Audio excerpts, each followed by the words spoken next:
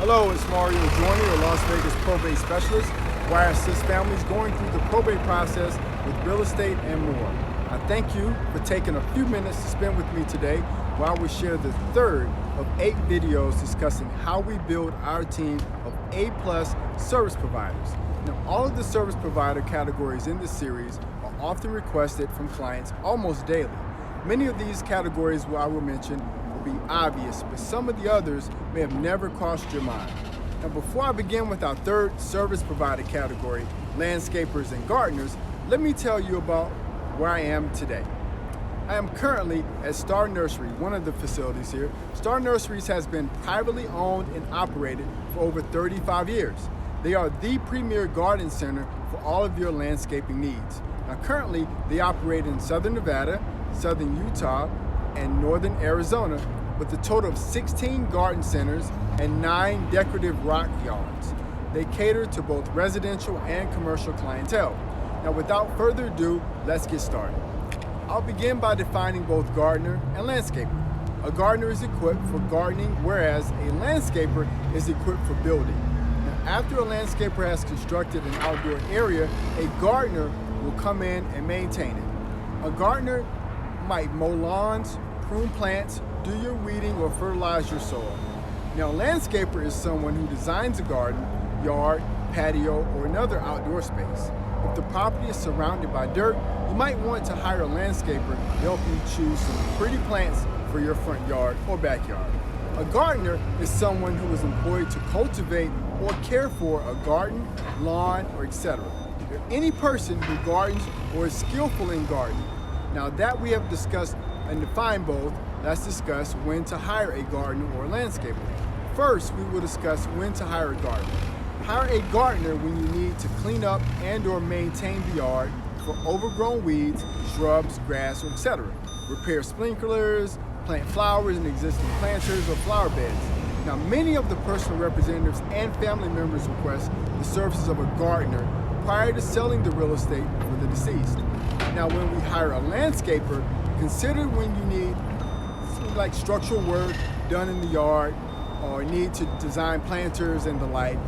There is no landscaping currently, etc. Most of the probate properties have landscaping in place. Very few are dirt lots. Now that we have established when to hire a gardener or a landscaper, let's move on to where to find them. Of course, you can start with us and our network of gardeners and landscapers, or I'll share some resources with you that you can use on your own. First, search Craigslist and or Google, ask neighbors of the deceased, check neighborhood magazines, ask others in your network, and lastly, stop by when work is being done in the yard and just talk to the people and ask them who they're using. Now, once you find them, here are some questions we ask on behalf of our clients or share for them to ask before they hire anyone. Here are some things to consider before hiring a gardener. How long will it take to complete the project? What plants do you recommend? Do you trim trees? Will you be working full days or partial? Are you available to maintain the yard after? What does maintenance include?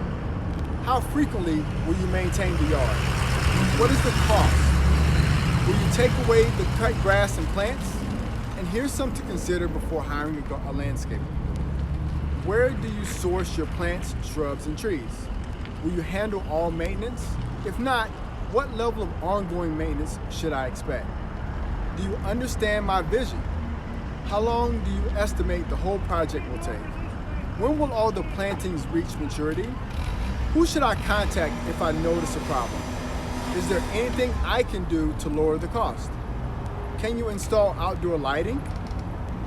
While the crew works on my yard, what should I expect their day to look like? What types of outdoor living structures can you construct? Again, I know you may not have the opportunity to write these questions down, but feel free to contact me directly for them. As we approach the end of this video, let's discuss why curb appeal is important.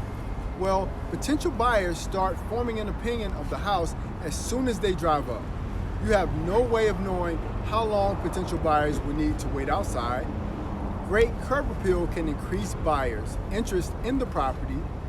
A buyer who falls in love with the exterior of the property may come closer to or exceed your asking price.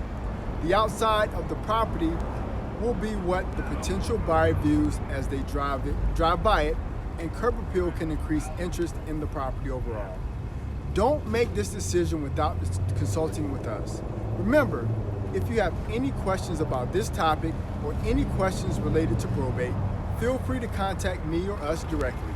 This is Mario Joyner, your Las Vegas Probate Specialist, where we assist families going through the probate process with real estate and more. Next week, I will discuss dealing with appraisers. This is very critical in the probate process. Thanks again for watching, and I hope you watch next week because it will be the best video thus far.